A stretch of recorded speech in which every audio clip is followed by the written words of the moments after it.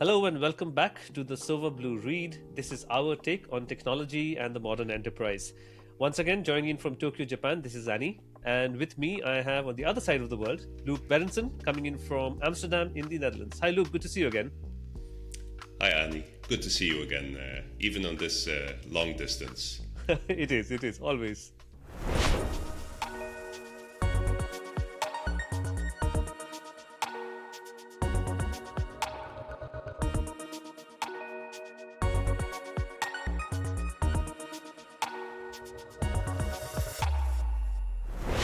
So a few years ago, we met in Singapore, and we were meeting actually each other for a couple of days because we were having a booth at an event close to each other. Yep. And during those days, we talked about the differences, but also the similarities between Japan and Europe, Yep. in business relationships, in how you structure your business, and legal elements that are happening on both markets. And I think that's a very important and interesting topic. So maybe we can chat a bit more about it. I've been working for decades in large corporate enterprises in Europe. And even in Europe, you see differences in management behaving, decision making, the full process behind it. Some markets are more like, hey, let's test it and see how it goes.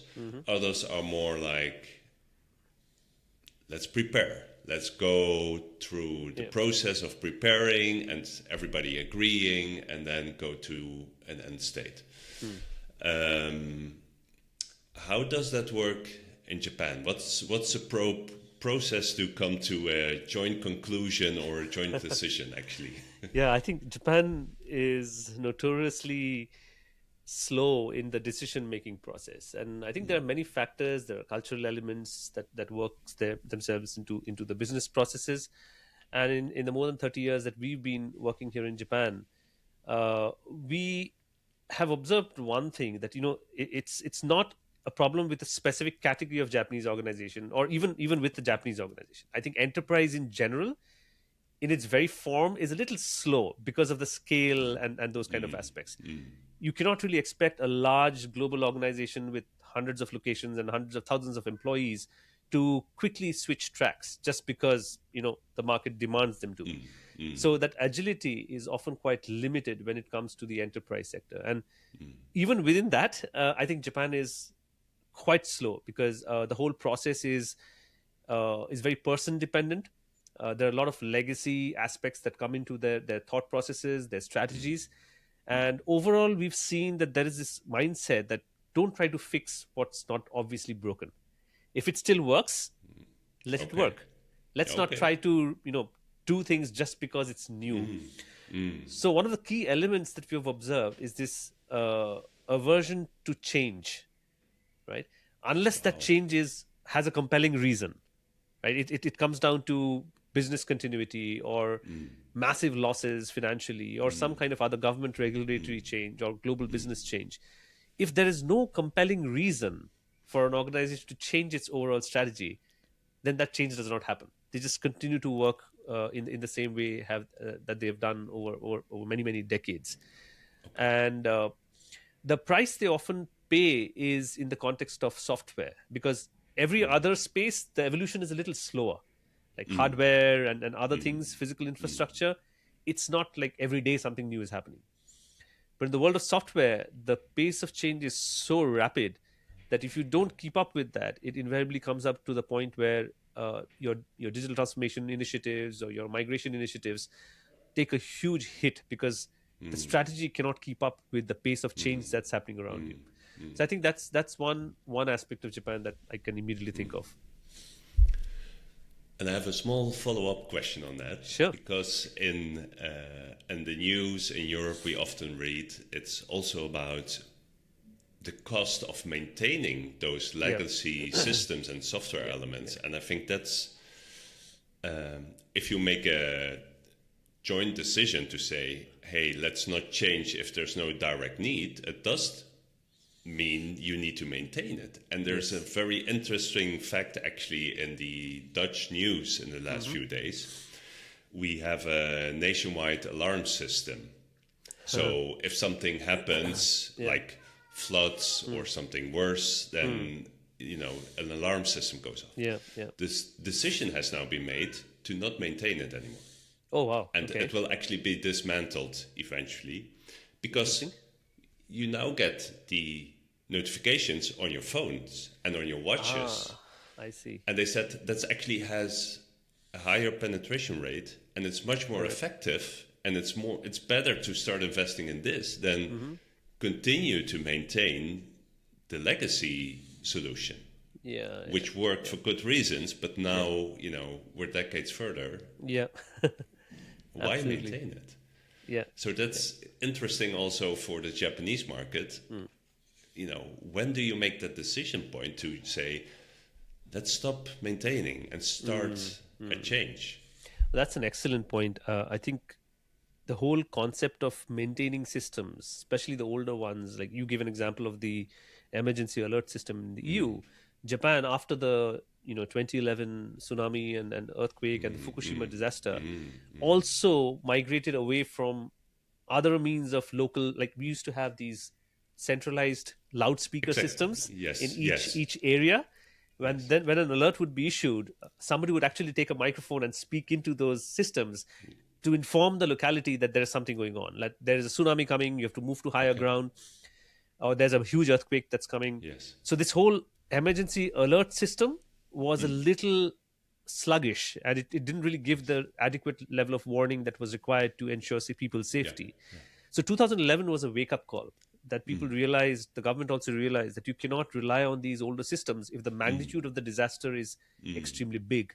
If it's a small one, the consequences may not be so severe. But if it's something like what happened in 2011, the consequences are massive. So we started getting these mobile-based alerts, just like you mentioned. It was the same system. Now, whenever there is a major earthquake, no matter what mode your phone might be, the phone will wake up and make a crazy sound to make sure that you hear it, and you're alerted to that potential emergency that's coming your way. So it's a pretty similar kind of transformation that's happening. Okay. So right now, the EU, a lot is changing. And actually, there's a huge risk of a shortage, almost over 80 million technology professionals by 2030, which is only like in 4 years. And the shortage is happening while there's actually up to a 50% growth in IT experts, even in the last decade. So we need more and more. And only Germany is almost up to 800,000 of unfilled tech positions this year.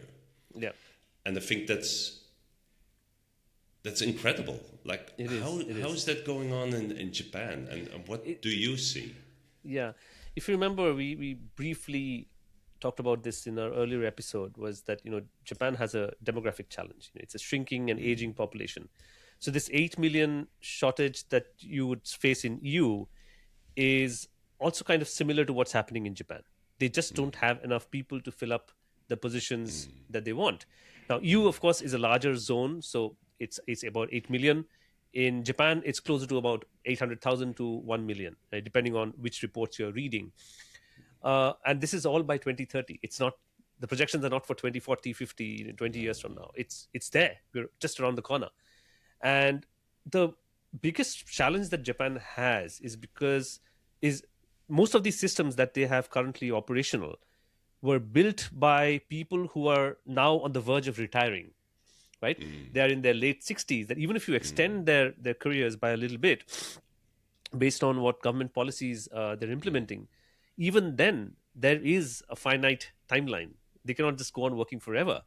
So the moment they leave, once they turn 65, 70 at the latest, the knowledge of these systems is going with them. And in larger countries where there's a younger population, you can use this newer generation of people to fill those gaps. But Japan does not have that advantage, very similar to many countries in the EU, where you just don't have that pool of continuously refreshing resources that can come in and fill those gaps, right? So if you look at the average age of managers here in Japan, they're closely in the range of 55 to 65. So that's a huge problem for them, because once these people are gone, they leave behind a void that will be almost impossible for them to fill, unless you bring in help from outside, which also has its own challenges in the current conditions globally. Then what do? You look for automation, you look for different approaches. Yeah. And what you shared like a few minutes ago, the fact that change is only happening when change is really needed, that amplifies the problem. Exactly. Because you have those old legacy systems, and they're maybe not legacy, they're still active. Very much active. So. Yes. And you have only the few people that are maintaining it. Yeah. I worked a lot with brilliant minds in corporate worlds where IT architects really were almost glued to the system and the solution. You know, I think they had dreams about their solution, and they worked for decades at the same company with the same solution. Yeah. Absolutely. And I don't see younger generations taking a similar behavior, also because of the agile way of working. You know, you're only responsible for a smart piece, you're running in the cycle, you're only working on this, and the volume of interest where people really want to grasp everything of the solution and work on bits and bytes level, I feel that's disappearing. So how do we continue to maintain those important solutions, or even new solutions? Because in the end, you need to do groundwork and IT architectural decisions, and because you need to know how the system is built up. And you mentioned an interesting point about the younger generation. If I take an example of India, you know, of course, Like India us, has that. Ani. Like us. Yeah, for sure. So the younger population of India is the larger chunk of the country's population. So in some ways, it's an advantage. But there is a shift happening there as well. You know, people don't really want to write code anymore, or you know, spend the rest of their lives doing mundane things which can very well be automated. Which is why this whole, you know, absolute advent of AI has kind of taken the world by storm, because people are now realizing that what takes me 10 days to do can take only 10 minutes if I use AI correctly, right? If I learn how to use AI correctly. So that is also creating another challenge that, you know, even in countries like India, where the population is not necessarily a challenge in terms of the resource pool, the talent is there, but the talent doesn't want to do those things anymore. They want to do better things. You know, they want to solve problems and engage in innovation and look at the bigger picture rather than sit at a computer and write millions of lines of source code. So that's also an interesting change that is happening, that it's really shrinking the resource pool, you know, which we call the talent cliff. There is a point in time when you just don't have any people anymore. And once the people who were, like we were talking earlier, the people who knew these systems are gone, and if something goes wrong with these systems, there's nobody who knows how to fix it, because there's no documentation, there's no plan, there's no clear strategy towards migration. So that definitely heralds a significant challenge that's coming up, which hopefully at some point in time compel these countries to make those changes. So let's move towards a different angle here. We were earlier talking about the shortage of resources and the movement of people, but there is also this situation where knowledge leaves the building, right? For example, if you're a Japanese entity, and this is what we see here a lot, that when these people leave, they go with the knowledge that was there. And one of the reasons why that has happened is that even though Japan was slightly late to the game of outsourcing, once they arrived, a lot of work was actually outsourced to countries like India and China. These were the two main countries where outsourcing was happening. And that also meant that the know-how of even the relatively recently developed systems no longer exist within the companies that own these systems. They own the systems, they're running within their own infrastructure, but the knowledge of how it was built is now residing with some external outsourcing vendor and systems integrator. They call them SIers here in Japan. So this whole idea of large global systems integrators taking on these big outsourcing projects, taking on maintenance projects, because these are hundreds of thousands of people working on them. So people who are within the organization no longer understand how these solutions work. So if they have to fix something, if they have to change something or upgrade something, they have this critical dependency on their outsourcing partners. That if they cannot do it, then the whole thing comes to a grinding halt. And another problem is that even if they can do it, they control the timelines, right? So even though it is my system, I cannot take a call on when I want a particular feature to be updated or added. That's dependent on my systems integrator because they have their own project roadmap. So the amount of time it takes to do migration or systems maintenance also is a big issue here in Japan.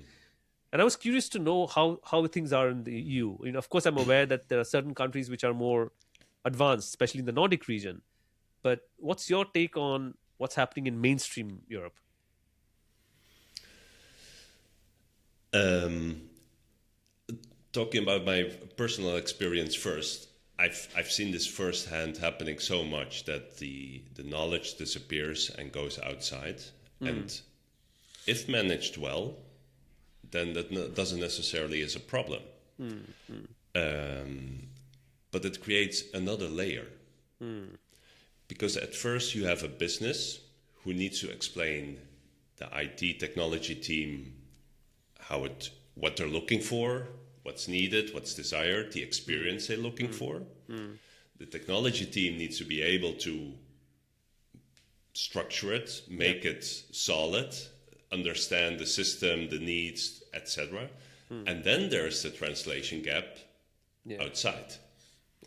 So instead of having just business and technology, it's now business, technology, outside world. Yeah. Which is often in a different country, in a different market, for obvious reasons. But then there's also the translation of the language. Correct. And we both speak English, but sometimes the nuance between the lines can be very different. Correct. And that always created even a bigger hurdle. So that has been a real challenge during all those outsourced projects that I've been working at. It's complicated. It's people. People act in different ways. So how do you make something that's people-driven create a good output in a technology system? Yeah. And just to add a follow-up for you to consider, one of the concerns that customers also bring to us is the element of cost, right? So migration per se is the right approach. Let's say that's accepted. And they do end up triggering a project that, starts the migration process. But then now, because they don't have any internal documentation, know-how of the system, typically in Japan, what we are seeing very often is that they are having to spend a huge amount of money to document what is already there. Somebody who creates the system specifications for the existing systems, and then only they can start with the migration. Do you see something similar in EU as well? I always feel the human aspect is key. So if you create all those layers like business, tech, outsourced, you have that translation issue on multiple levels for multiple reasons. And then you need to start documenting everything. Yeah. And then the business is maybe like, I don't want to document it. I don't understand how it works. So they outsource or they push forward the documentation to another team or even to the outsource partner. Yeah. And then they get a result back and they're like, I even don't understand what's happening here. Yeah. So outsourcing can happen for good reasons, but if we take that approach, you need to have that human element in there where they stay connected, they talk to each other, they update each other. There's that. So you remove layers when you outsource, but you also need to add a layer about the human element and making it coherent across all those different layers. That makes sense, what you also see is that in that outsourcing, people start to see a risk because maybe if it's outside the country or if it's moving outside of the EU, EU regulation is kicking into this. How do you manage? How do you document? How do you structure everything? decisions have been made to, bring back technology Yeah. here. Yeah. Like an important topic is AI, Yeah. but also the tools and the ecosystems governments actually use. Because often, and maybe it's similar in Japan, we depend on outside resources and solutions which we don't own. So Very who's much. then? Yeah. Yeah. Yeah. So you mentioned the outsourcing, and I shared also how that can create extra layers of difficulties. And I have another one on this topic, because if you build or outsource and you decide to outsource and work with a partner actually on the solution, it creates another risk.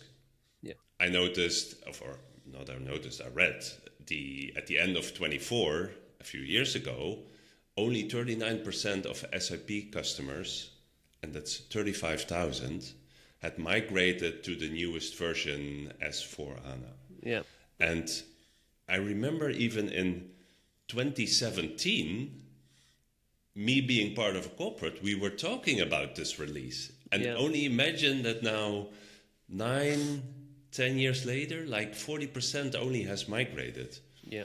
And they will be running for another decade maybe on it. It's so much overhead, so much cost, and the support probably ends soon. I read something 27, but the question is, what happens if still a lot of customers haven't Yeah. migrated? Yeah. Yeah. Do you see a similar trend in Japan? And maybe around how Sovablu is helping to support enterprise customers?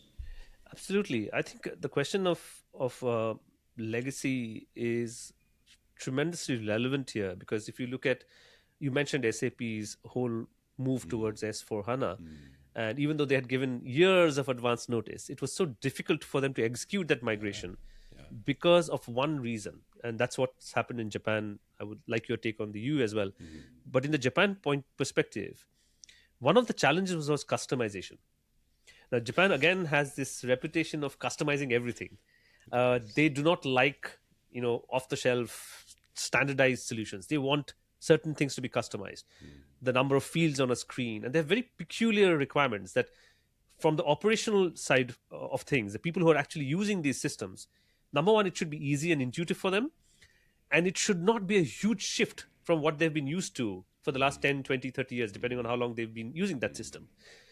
Now, when you're adding new features, you're upgrading systems, that is very difficult to maintain, because that basically means you are kind of tied into that old way of thinking, but you still have to develop and implement something new, which is a huge conflict, right? And what ends up happening is that, typically if you look at ERP deployments around the world, it may take anything from a few months to 6 months or a year. Japan could take 2 to 3 years, and even then, it's never complete. So these are often referred to as projects that go on forever, and every large Japanese company has them. And that's one of the things that we are seeing, that the ability to customize solutions and the need to customize solutions in countries like Japan is extremely high. So if you recall, before this whole enterprise SaaS thing came in to the picture, SaaS was predominantly a consumer tool, right? You had Gmail and Hotmail, email services, chat tools, those kind of things. Only later did enterprise versions of these solutions came up, and all of these big providers, service providers, started getting into the enterprise SaaS space, right? And that was an interesting transition that Japan also kind of gradually warmed up to. But then they lost that customization capability, and when they needed heavy customization, they would pay these vendors millions of dollars to get those customizations done. But that also ended up creating a huge dependency on these vendors, because tomorrow, like other products that we mentioned before, if they end support for that product in a specific timeline, these users are helpless. So they either have to move along with the new version, or they just resign to the fact that things might completely collapse one fine day, because the software just stops working. And both of those situations are problematic. Neither can they trigger large expensive projects to migrate to newer things, nor can they just sit around and wait to see what happens. So they're stuck between a rock and a hard place, as they say. So it's never an easy choice. So I think this is where our platform kind of very quickly understood, we as a team, we understood that the solution cannot be a conventional one. It has to be completely out of the box. Similar to what happened in the hardware space when robotics and kind of that massive industrial automation came into the picture, where every car, instead of being built by hand, could now be easily assembled and built by robots with Right. some element of human intervention. A similar trend is happening in our space as well. So our goal was to implement a solution or provide a solution to enterprise customers that could get the best of both worlds. They could say yes to customization. They could say no to proprietary, locked in SaaS solutions. And they no longer have that dependency on an external vendor, which has the 100% authority or decision making ability to decide how long to operate the current version and when to shut it down. Right. Yeah. So our platform brings in the best of both worlds, that we allow companies to customize solutions, build completely fine-tuned solutions that meet their specific business requirements.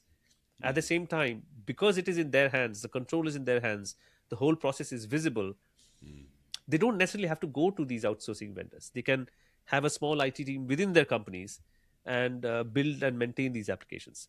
So again, it's a huge shift from build models, which started back in the day. Everything was customized. Then they went to buy for a little bit, and now we are seeing a trend backwards towards buying, towards building, where the building is not being done by outsiders.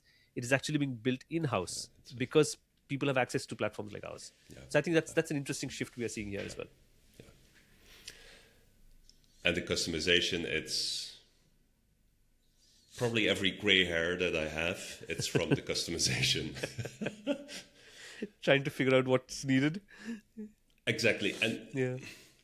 because the off-the-shelf solution was never, ever what the business needed. Yeah. So the need for customization was sky high. Yeah. And then there were two parts. Like you said, where we started this conversation, if the system owner goes to a completely new, different release, how do you catch up with the customization? Yeah. Yeah.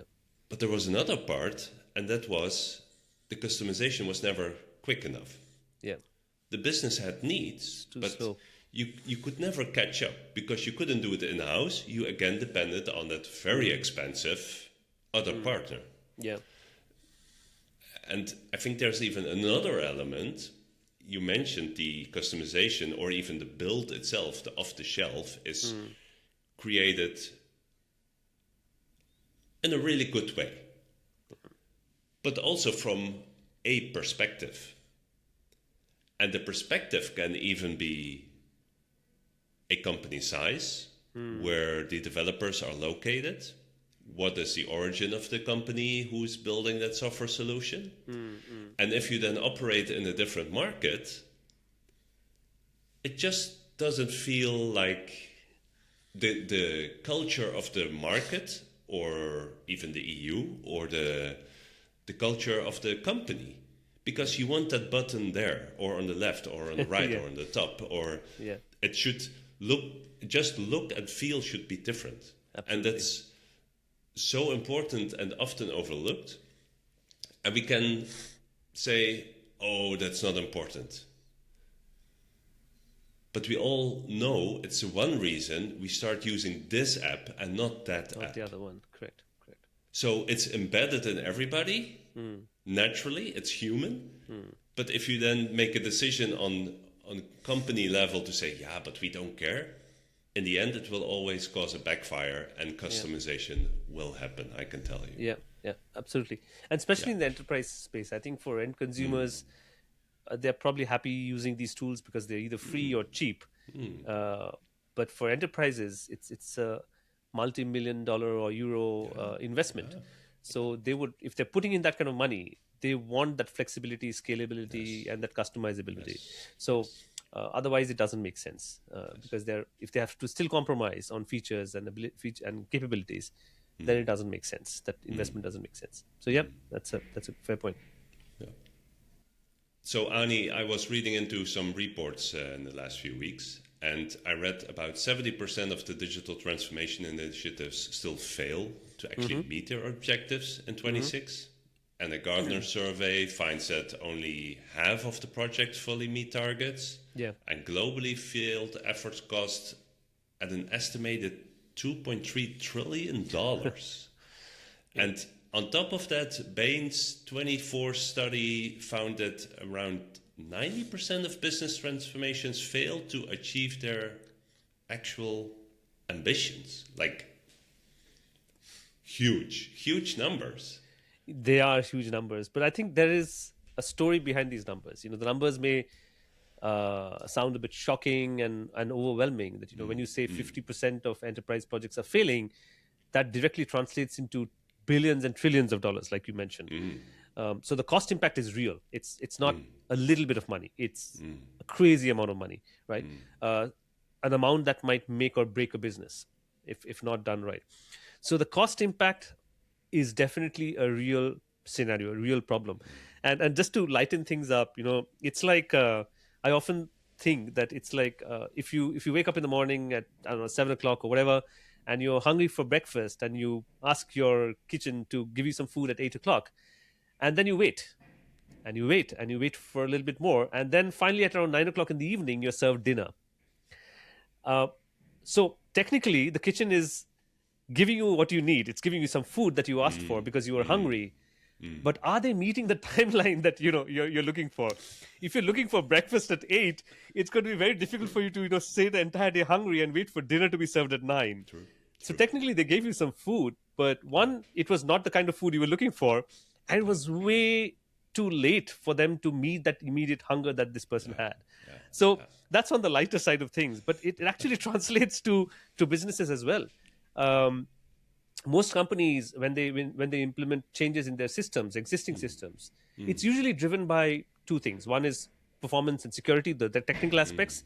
The other is the business side of it. Their customers or end users or internal users, they are asking for something different because it has to match the way the business has also evolved, right? Your systems have to keep up with the emerging needs of the business. Now, if you are heavily dependent on an outsourcing vendor or an external provider, the wait cycles are so long that by the time these solutions are developed and deployed, the requirements have changed already. So they're no longer meeting the requirements that you currently have. So they're meeting an outdated version of the requirements, right? And then it's a vicious cycle because you're always playing catch up. You're never up to date. You're never in line with what the current requirements are.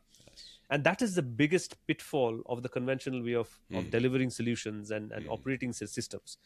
Because they're heavily manual and focused on doing things manually, it is impossible for people to keep up with that kind of a pace because technology and the business world, it's changing too rapidly. I mean, look at what's happening with AI. That itself tells a story. So I'm not surprised to hear your numbers. I mean, they make a lot of sense because every customer we speak to here in Japan also comes and tells us a similar story that, look, we started this project 2 years ago and we reached nowhere and we are at a loss. We've burnt a lot of money and we still don't have the solution. And when they see us coming in with this completely different concept and we are able to deliver, let's say, a POC or a small version or a small module in a few days, the whole conversation changes now. It's no longer, you remember we were talking about the compelling need? The compelling need may be there, but if there's no better solution, you cannot really address that need. So now what we are doing is we are bringing that solution, that you have a compelling need to upgrade or migrate or build new systems. So far, you did not have access to the tools and technologies that would help you to achieve those goals in a certain period of time within a certain budget. That's where Sovablu comes into the picture. We are now finally ready with a platform that is enterprise focused and can address those very inherent risks that come from dependency and has massive cost implications. So if you want breakfast, we'll serve you breakfast, maybe an earlier one too, with some additional fruit added on. Yes. And when I was in corporate, I would have loved to be able to use or work with your system because we had customization lists going on, and then the legal parts would always move up. And in the end, the customization for what was experience-driven would move down, and you would be waiting and waiting and waiting. And I always compare it like the food analogy you made. me being Dutch, I breakfast around 7 or 8 in the morning. I have my lunch probably at 12. But when I'm in Spain, I depend on the restaurants. Yeah. And they only open at 8 p.m. So from 6 to 8, I'm hungry. Yeah, makes sense. Yeah. So allowing a business owner, as in the owner of a business tool or experience in a corporate, to be on top of things, I think that's beautiful. Yeah, absolutely correct. Spot on. And I think that the whole idea for us has also been to deliver the right solution at the right time. Timing is critical when it comes to enterprise strategy. It's all about timing. You may have the right tools, the right people, everything might be in place, but if the timing is not right, it doesn't work. So I think from our point of view, the timing is right, the need is there. It's now a question of making sure that we connect and educate enterprises about what are the options that are available, and see how they respond to that. So on that note, I think we've covered quite a bit of ground today. And thank you, as always, for your invaluable inputs. I think having your perspective on Europe were so relevant today. So it was good to bring all of that together. And in future episodes, we will also get into more EU-centric conversations. So I'm looking forward to push some questions into your brain so that you can come up with some of the answers that I've always been looking for. Does that sound good? Look forward to it. Yes, look forward to it, Ani. Wonderful, wonderful. So again, thanks everybody for joining us for this podcast. This was episode 2 of the Sovablu Read, our take on technology and the modern enterprise. And we'll be back soon with episode 3. Till then, have a good day. Bye-bye. Thank you, Luke. Thank you, Ani.